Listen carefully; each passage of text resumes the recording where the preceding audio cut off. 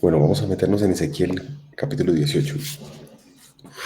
Eh, para empaparnos un poquitico del contexto, he estado estudiando en este tiempo, como resolviendo algunas preguntas, ¿cierto? Que nacen en el caminar con el Señor y en las Escrituras.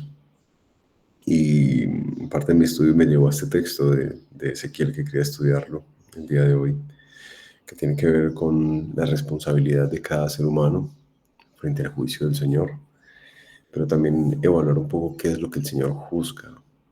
Estaba estudiando ahora en la mañana Mateo 26 y quería estudiar otro referente parecido en el Antiguo Testamento, que es este texto de Ezequiel que quería compartir con ustedes. Así que bueno, venga, leámoslo. El lapicito. En los capítulos de 17 y 16, el Señor ha entrado como en una querella con su pueblo. Todo el tiempo ha estado en una denuncia, um, compartiendo en la realidad en que el pueblo lo ha dejado, ¿cierto? Y se ha prostituido. Entonces, en medio de esa situación, viene palabra del Señor a Ezequiel. Ezequiel está en el periodo del exilio babilónico predicando al pueblo de Israel, ¿ciertos? Esos 70 años. Eh, Viene a él en ese momento palabra del Señor. Versículo 2.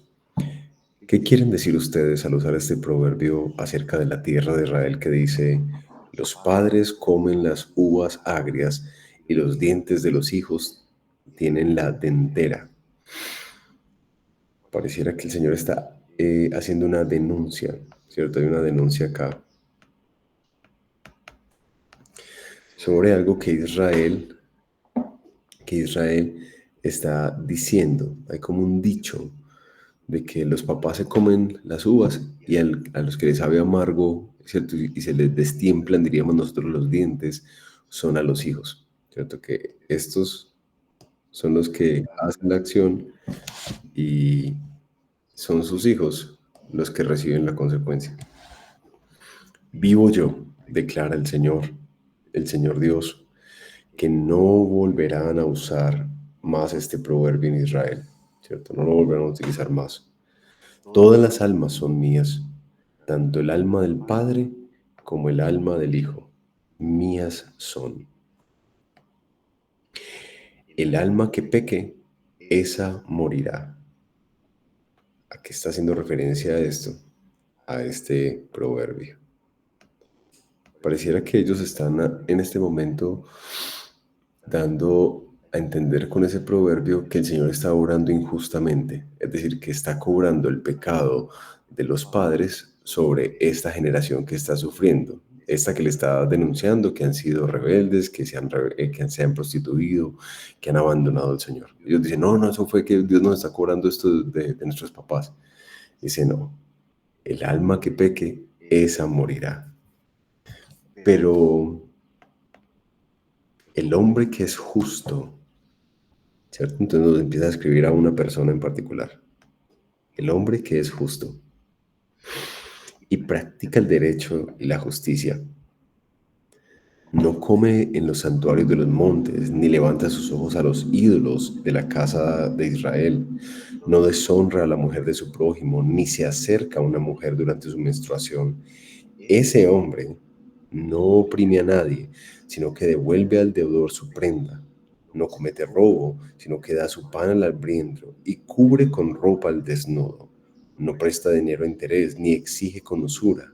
Retrae su mano de la maldad y hace juicio verdadero entre hombre y hombre. También anda en mis estatutos y mis ordenanzas, obrando fielmente. Ese hombre es justo. Ciertamente vivirá, declara el Señor. Bueno, vamos a desbaratar esto un poquito porque es una lista grande, ¿no? Entonces, a partir de la denuncia, el Señor dice, no van a volver a decir ese dicho, declara el Señor, porque todas las almas son mías, y está el gran postulado de nuestro texto. El alma que peque, ¿cierto? El alma que peque, esa es la que morirá. Pero, y nos empieza a describir a este tipo de hombre, un hombre justo, y que es particularmente ese tema de la justicia. que practica eso, derecho y justicia. Y a partir de aquí, ¿cierto? Este versículo 5, uno nota que empieza a hacerse una lista larguísima de cosas que ese hombre justo que practica el derecho y la justicia hace, que tiene que ver con la idolatría, ¿cierto? Porque no come en los santuarios, ni levanta sus ojos a los ídolos, que es un hombre que guarda pureza al no deshonrar a la mujer de su prójimo en lascivia, en deseos, en codicia, ¿cierto? Es un hombre que no se acerca. Recuerden que en el Antiguo Testamento el Señor había puesto una ley sobre el tema de las relaciones sexuales con la mujer en su periodo menstrual, ¿cierto? No se acerca a la mujer en su periodo de menstruación, no oprime a nadie, sino que de hecho, si prestó plata, le devuelve al deudor su prenda, y esto hace unos ecos a ese sistema de préstamo en el que las personas dejaban abrigos, sacos, vestimenta, que era algo escaso para ellos y necesario para poder cubrirse en tiempos de frío. Así que dice, no, el Señor, este hombre justo no le retiene a la persona su vestimenta cuando es vital para periodos de invierno en Israel. Es un hombre que no comete robo, sino que al contrario, es un hombre generoso porque cubre la necesidad del hambriento, cubre con ropa al desnudo. Esto tiene muchos ecos de este texto de Mateo, creo que es Mateo 26. No presta dinero a interés, es decir, no es usurero, ¿cierto? Cuando está tratando de ayudar al hermano, retrae su mano de la maldad, hace un juicio verdadero, ¿cierto? Que no es sesgado a la hora de juzgar entre dos situaciones, entre hombre y hombre. Anda en los estatutos del Señor y en las ordenanzas, obrando fielmente. Ese hombre, ¿cierto? Que es este mismo hombre justo de arriba, ese que nos está escribiendo, ese hombre es justo y ciertamente él vivirá. ¿Por qué está diciendo el Señor esto? Recuerden, porque Israel estaba diciendo, no, es que Dios nos está cobrando en los pecados de nuestros papás. Algunas de las ideas que a veces arrastramos de algún tipo, porque esto tiene varias variantes, de la maldición generacional. Es como que, Dios está cobrándome lo que mi papá hizo o mi mamá hizo.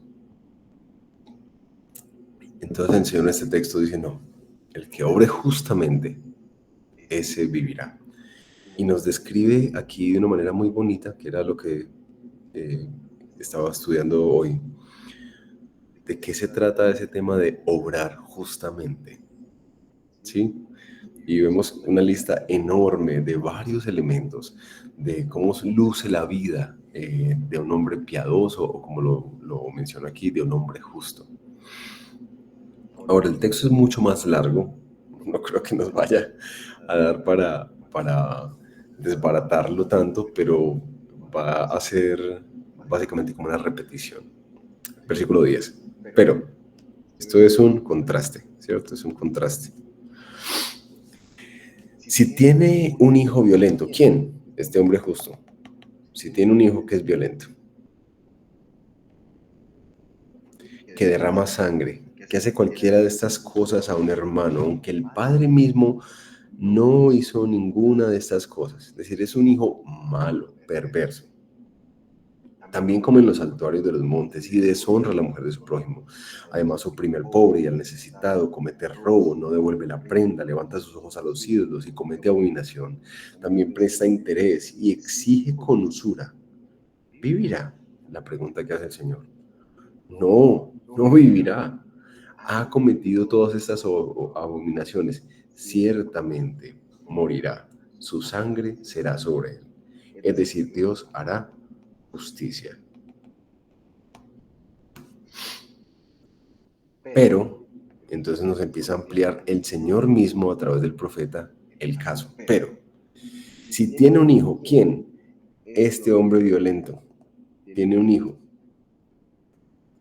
que observa todos los pecados que su padre ha cometido. Este hijo vio el ejemplo de su papá, pecaminoso, observa todos los pecados de su padre y viéndolo no hace lo mismo. ¿Listo? Es un hijo que, aunque fue criado en un mal ejemplo, cambió la manera de vivir de su padre. No hace lo mismo, pues, y empieza a hacer la lista. No come en los santuarios de los montes, ni levanta sus ojos a los ídolos de la casa de Israel, ni deshonra a la mujer de su prójimo, no oprime a nadie, ni retiene la prenda, ni comete robo, sino que da su pan al hambriento y cubre el desnudo con ropa. Además, retrae su mano del pobre, no cobra interés ni usura, cumple mis ordenanzas y anda en mis estatutos. Ese hijo no morirá. Ese hijo no morirá por la iniquidad de su padre, sino que vivirá. Su padre, que practicó la extorsión, robó a su hermano e hizo lo que no era bueno en medio del pueblo, morirá. ¿Quién? Su padre, por su iniquidad. Pero a este hijo no se le cobrará el pecado del padre, sino que ciertamente vivirá. Es lo que afirma el Señor. Versículo 19. Entonces el Señor se continúa su querella con el pueblo y dice, y ustedes dicen, ¿por qué no carga el hijo con la iniquidad de su padre? Cuando el hijo ha practicado el derecho y la justicia, ha observado todos mis estatutos y los ha cumplido, ciertamente vivirá. El alma que peque, esa morirá. Esa es la idea principal que está repitiendo desde arriba. ¿Recuerdan que aquí lo puso arriba? Tan, tan, tan, tan, tan. El alma que peque, esa morirá. Versículo 4. Aquí vuelve a repetirnos esa misma idea. El alma que peque, esa morirá. El hijo no cargará con la iniquidad del padre, ni el padre cargará con la iniquidad del hijo. La justicia del justo, es otra idea central, será sobre él, y la maldad del impío será sobre él. Idea principal. ¿Listo? El resto son ejemplos de cómo se ve eso. Pero, ¿sí? ¿Qué pasa? Hasta ahí, Dios nos ha hablado de la realidad en la que hay un hombre justo, hay un hijo impío, pero a ese hijo impío le nace un hombre justo. Así que cada uno va cargando con su justicia o con su iniquidad, es lo que dice el Señor. Pero aquí aparece una cosa hermosa de parte del Señor.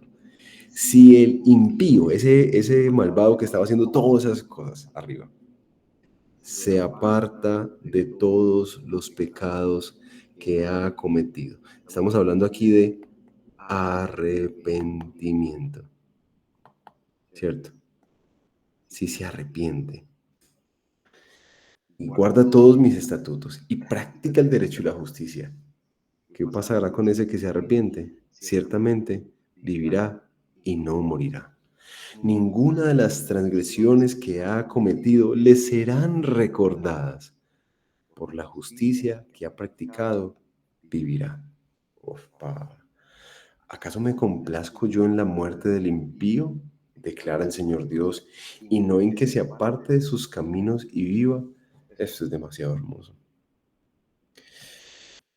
Porque el Señor es un Dios justo.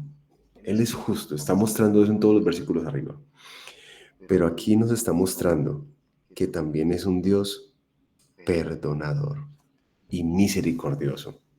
Y no sé si esto inmediatamente ahorita vamos a ver con qué se conecta, pero es precioso ver eso. Es decir, ver a alguien que obra justicia, pero que da oportunidad para el arrepentimiento y la misericordia. Pero, versículo 24, si el justo, ahora aquí estábamos hablando del impío. ¿Qué pasa con el justo? Si el justo se aparta de su justicia, y aquí hay una advertencia,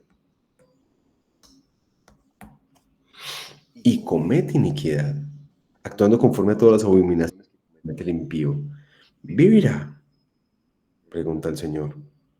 Ninguna de las obras justas que ha hecho le serán recordadas. Por la infidelidad que ha cometido y el pecado que ha cometido por ellos morirá. Y ustedes dicen, ¿no es recto el camino del Señor? Oigan ahora, casa de Israel, ¿no es recto mi camino? Está reprochándoles el Señor. ¿No son los caminos de ustedes los que no son rectos? Cuando el justo se aparta de su justicia, comete iniquidad y muere a causa de ello, muere por la iniquidad que ha cometido Y cuando el impío se aparta de la maldad que ha cometido y practica el derecho y la justicia, salvará su vida, que es un resumen de lo que acaba de decir en la parte de arriba. ¿Sí? Porque consideró y se apartó de todas las agresiones que había cometido, ciertamente vivirá y no morirá. Pero la casa de Israel dice, el camino del Señor no es recto. No son rectos mis caminos, oh casa de Israel. No son los caminos de ustedes los que no son rectos. Y aquí vemos un pueblo endurecido, argumentando contra su Señor y su Creador, diciendo que Él es injusto en lo que Él está haciendo. Y Dios le está reprochando, no son rectos mis caminos, no son los caminos torcidos los de ustedes. Por tanto, los juzgaré en medio de esa ceguera que ellos tienen. Los juzgaré. Y los juzgaré a cada uno conforme a su conducta. Esto es algo que se repite constantemente y uno de los textos que más lo pone es quizás Romanos 2. Declara el Señor Dios, arrepiéntanse. Y aquí está el llamado o la invitación, llamado. Arrepiéntanse y apártense de todas sus transgresiones para que, ¿cierto? Aquí está el propósito, para que la iniquidad no les sea piedra de tropiezo. Arrojen de ustedes todas las transgresiones que han cometido y háganse un corazón nuevo y un espíritu nuevo. ¿Por qué han de morir, casa de Israel? Pues yo no me complazco en la muerte de nadie, declara el Señor. Arrepiéntanse y vivan. No sé si ustedes notan el clamor del Señor de un pueblo que abiertamente lo está despreciando. Eso es una cosa impresionante cuando uno lee el Antiguo Testamento. Cuánto persiste Dios en llamar al arrepentimiento. Arrepiéntanse, vuélvanse, arrojen de ustedes esto, háganse un corazón nuevo, un espíritu nuevo. ¿Por qué van a morir? Yo no quiero que mueran. Es el Dios justo que debe hacer justicia en el universo, casi que rogándole al pueblo, por favor, arrepiéntanse. Ay, mis hermanos, a veces en verdad uno siente que hay yo siento que hay una gran equivocación cuando decimos que Dios cambió del Antiguo al Nuevo Testamento. Dios siempre ha sido un Dios de misericordia, siempre. Ahora, creo que hay unos elementos aquí en este texto particularmente que hacen para nosotros un eco muy grande, ¿no? Un eco muy grande a el Evangelio. ¿Cierto? Porque en últimas, lo que uno nota al ponerle una cruz a este texto encima son dos elementos. Uno, que Dios en verdad es un Dios que no se complace en que nadie muera. Es decir, Él no es un Dios tirano, justiciero, que está esperando a ver quién cae para caerle encima y poder acabar con él. Lo que el texto nos está diciendo es que Él no se complace en la muerte del impío. Eso no le agrada a Él. Sin embargo, Él es justo y debe hacer justicia.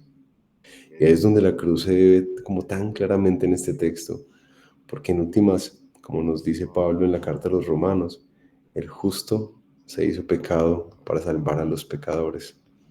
Aunque no cometió ninguna falta, Dios lo trató como pecador. Que Dios sí, no se complace, pero es que es justo.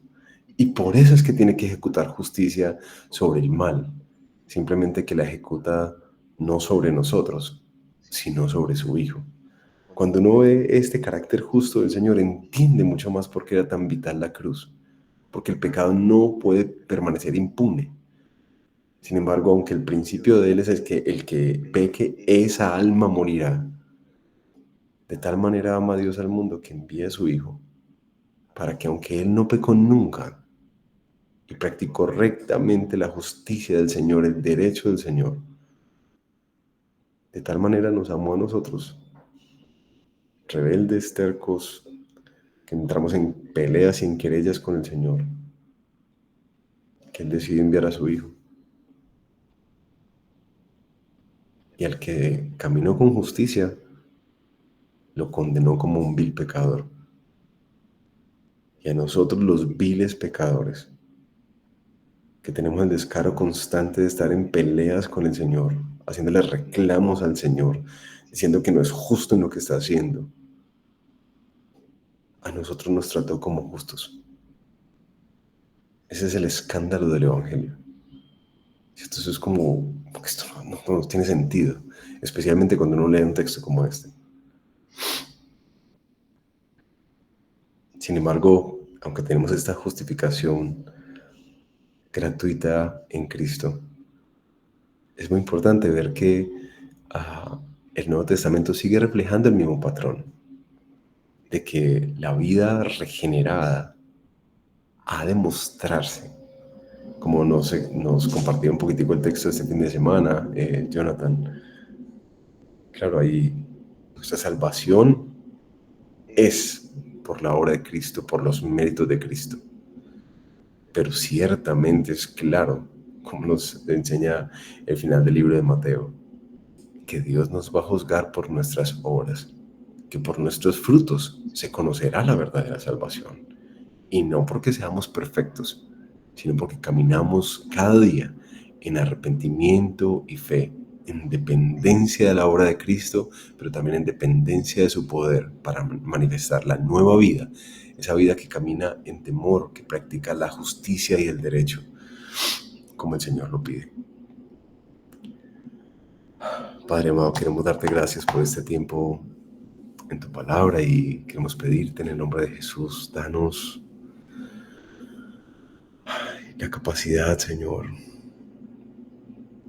de poder ver lo escandaloso de la cruz cuando nos estamos acercando a un Dios santo que juzga sin imparcialidad, con justicia, que ve todo lo expuesto y lo escondido.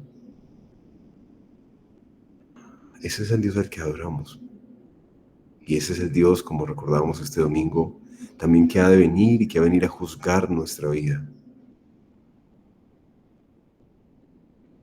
Señor, por favor, ayúdanos a entender cómo es que se acopla el Evangelio de tu gracia, en el cual tú trataste a tu Hijo como injusto y como pecador, y a nosotros, rebeldes, nos has tratado como no merecíamos. Pero ayúdanos a entender cómo es que justamente esto nos hace un nuevo corazón, uno que anhela profundamente cada día más conocerte, más agradarte, más alinearse con tus propósitos y tus planes. Señor, ayúdanos a entender eso, que a veces se vuelve como tan difuso en nuestra mente. Ayúdanos a conciliar esos balances que el Evangelio trae a nuestra vida, en el que nos mueve a ser celosos por la santidad y por vivir una vida en el temor del Señor. Al tiempo, Señor, que nos dejan un deleite y un disfrute en la obra que ha sido completada por nosotros en Jesús. Ayúdanos a entender eso, para que no caminemos en el libertinaje al desdibujar, Señor, lo que significa la gracia, pero tampoco que caminemos en la esclavitud en la que nos deja el legalismo. Ayúdanos a entender, Señor, tu gracia y tu verdad, y ponerla en práctica hoy, en el nombre de Jesús. Amén. Amén. Bueno, mis hermanos, qué bueno tener este tiempito juntos. Que el Señor los bendiga. Nos vemos el otro jueves, el otro martes. ¿Listo? Bendiciones. Amén. Muchas gracias. Chao, chao.